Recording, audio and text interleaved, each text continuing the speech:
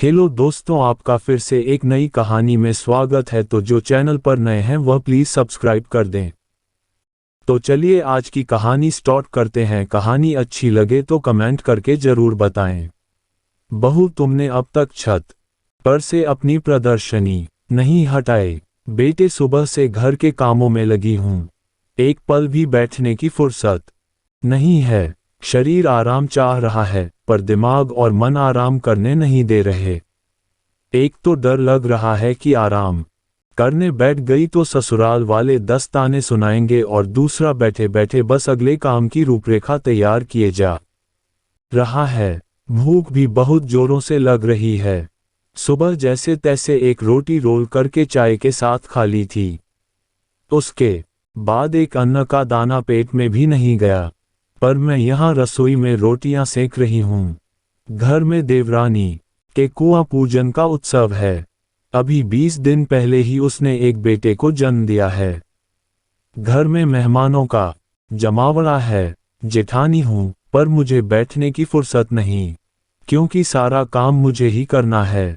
कहा था कि कुआं पूजन के दिन कामवाली रख लो तो थोड़ी बहुत फुर्सत मिल जाएगी, पर सबको ये फिजूल खर्ची लगी। घर में इतने सदस्य हैं तो सही, मिलकर कर लेंगे, पर ये मिलकर क्या होता है ये तो घर द बहू ही अच्छी तरह से जानती है। फुर्सत तो सासू माँ और नंद को भी नहीं, क्योंकि उन्हें पता है कि बहू से किस तरह काम निकलवाना है। आखिरकार बैठी जरूर है पर दिमाग भी तो काम कर ही रहा है उन लोगों का। जच्चा बच्चा का काम भी मुझे ही करना है, ऊपर से खुद की 2 साल की बेटी को भी संभालना है। उसे कोई संभाल भी नहीं रहा। उसमें भी मीन मेख निकालने से कोई बाज नहीं आ रहा। सुबह से कई बार तो वो रो चुकी है। जब उसे गोद में उठाए मैं सबको चाय सर्व करते हुए देवरानी के कमरे में गई, जहां और औरतों के साथ सासू माँ बैठी हुई थी, तो उन्हें इतना भी तरस नहीं आया कि बच्ची को ही गोद से ले लें, बल्कि सिर्फ ये नोटिस किया कि मेरे कपड़ों में से मेरी ब्रा की स्ट्रिप बाहर झांक रही है, और इतनी औरतों के बीच ही सासू माँ ने टोक दिया, अरे निर्लज, अपनी झालर को अंदर तो कर ले। सुनकर औरतें जोर जोर से हंसने लगी। तब देवरानी ने ही इशारे से बताया कि मेरी ब्रा की स्ट्रिप बाहर दिख रही है, जिसे ठीक कर मैं दोबारा अपने काम में लग गई। गुस्सा तो बहुत आया पर कुछ कह ना सकी। मदद तो कोई करा नहीं रहा था, ऊपर से ये रिश्तेदार थे। भगवान, जब रात का खाना हलवाई से बनवाया है तो इन लोगों को पूरी नहीं खानी। इनको रोटी खाने की इच्छा है, और उस पर महान हमारे घर वाले। ऐसा नहीं कि हलवाई को ही रोटी सेकने के लिए कह दे, अरे उसका काम सरुक जाएगा। रोटी तो बहू अंदर रसोई में बना लेगी, तो इन लोगों के लिए रोटी सेंकने का काम कर रही हूँ। इतने में सासू माँ रसोई में चेतना आवाज देती हुई आई। अरे, मैंने तो अपना नाम बताया ही नहीं। चेतना मेरा ही नाम है, इस घर की बड़ी बहू। पर सासू माँ की कोई खास कृपा नहीं है। मुझ पर कृपा होगी भी कैसे? एक तो गरीब घर की, ऊपर से पहली संतान बेटी। उन्हें मुझ पर गुस्सा होने के लिए कोई बहाने की जरूरत नहीं पड़ती। वह किसी भी बात को पकड़ कर बस मुझे सुनाना शुरू कर देती हैं। हाँ, तो सासू माँ रसोई में आई और मुझ पर गुस्सा होने लगी। बहू, तुमने अब तक छत पर से अपनी प्रदर्शनी नहीं हटाई। एक पल के लिए सुनकर मैं सकते में आ गई, क्योंकि सच कहूँ मुझे समझ ही नहीं आया कि वो कहना क्या चाहती हैं। जी मम्मी जी, मैं समझी नहीं, कैसी निर्लजी हो तुम। जब तुम्हें पता है कि आज घर में उत्सव है तो जरूरी है क्या तुम अपने प्रदर्शनी को छत पर ही यूं टांग कर आ गई? मैं सचमुच मम्मी जी अभी तक समझी नहीं कि आप कहना क्या चाहती हैं। अरे, अपने अंदर गारमेंट्स उठाकर चुपचाप कमरे में रख।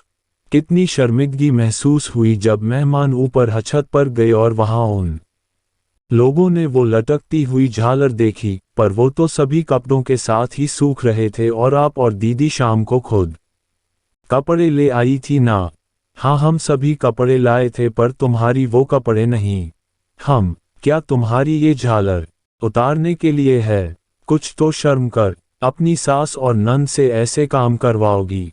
तुम्हारी ननंद ससुराल से क्या तुम्हारी झालर उतारने के लिए आई है? एक पल को तो आया कि कह दूं कि जब सास बीमार होती है तो उनकी झालर को बहू आसानी से धो देती है, सुखा के आ जाती है, यहाँ तक कि तह करके उनके कमरे में भी रख देती है। पर सास और नंद को ऐसे झालर पहनने में शर्म नहीं आती। पर बहू की उनसे बहस करना मुझे ठीक नहीं लगा। मैं रोटी सेकती हुई गैस बंद कर ऊपर छत पर गई। देखा तो कुछ रिश्तेदार औरतें वहां खड़ी हुई थीं और मेरी तरफ देखकर ऐसे कुटिल मुस्कान बिखेर रही थीं जैसे पता नहीं कौन सा जुर्म करके बैठी हूं। मैंने चुपचाप अपने अंडर गारमेंट्स उठाए और अपने कमरे में ले आई। बुरा बहुत लगा पर चुप रही। खैर, राजी खुशी बाकी का प्रोग्राम हो गया। अधिकतर रिश्तेदार घर जा चुके थे, जो खास थे वो घर पर ही रुके थे। दूसरे दिन सुबह उठकर मैं फिर अपने काम में लग गई। दोपहर के खाने पीने के बाद मैं छत पर कपड़े लेने गई और कपड़े लेकर नीचे गई और सब के कपड़े तह कर अपनी अपनी जगह पर रख दिए। थोड़ी देर बाद में सासू माँ ने आवाज दी, चेतना, ओ चेतना जी। मम्मी जी। अरे ये मधु। नंद अपने कपड़े बैग में जमा रही थी तो इसके कुछ कपड़े कम हैं। क्या तुम सारे कपड़े छत पर से नहीं ला? नहीं मम्मी जी, मैं तो सारे कपड़े ले आई। अरे नहीं, इसके अंडरगारमेंट्स नहीं है क्या? अंडरगारमेंट्स नहीं हैं? मैं समझी नहीं। अरे निर्लज, इसके अंडरगारमेंट्स उन कपड़ों में नहीं हैं। अच्छा अच्छा, वो झालर? अरे हाँ मम्मी जी, वो तो छत पर ही है। मैं तो उसे वही प्रदर्शनी में छोड़ आई। सुनकर सासू माँ सकते में आ गई, जबकि पास बैठी और रिश्तेदार महिलाएं हैरानी से मेरी तरफ देखने लगी। बहू, कैसी निर्लजता से बात कर रही है तू? यही सिखाया तेरे माँ बाप ने? मम्मी जी, माँ बाप नहीं, ये तो आपने ही कल सिखाया था। आप मेरे और कपड़े उतार कर ले आई, लेकिन मेरे अंडरगार में वही छोड़ कर आ गई, क्योंकि आपको और दीदी को उसे उतारने में शर्म आ रही थी। बस मैंने भी वही किया है। औरत होकर आप औरत के साथ इस तरह से व्यवहार करते हो। आपके अंडरगारमेंट्स होते हैं और बहू के अंडरगारमेंट योला बन जाते हैं। अंडरगारमेंट्स भी तो और कपड़ों की तरह ही होते हैं, फिर इस तरह का व्यवहार क्यों? सासू माँ से कुछ बोलते ना बना। इतने लोगों के सामने मैंने जवाब दे दिया था। बस वह मुझे गुस्से से घूरे जा रही थी। पर अब कोई फर्क नहीं पड़ता, मुझे पता था मैं तो वैसे भी निर्लज कहलाती हूँ। कहानी सुनने के लिए धन्यवाद। अगली कहानी में फिर से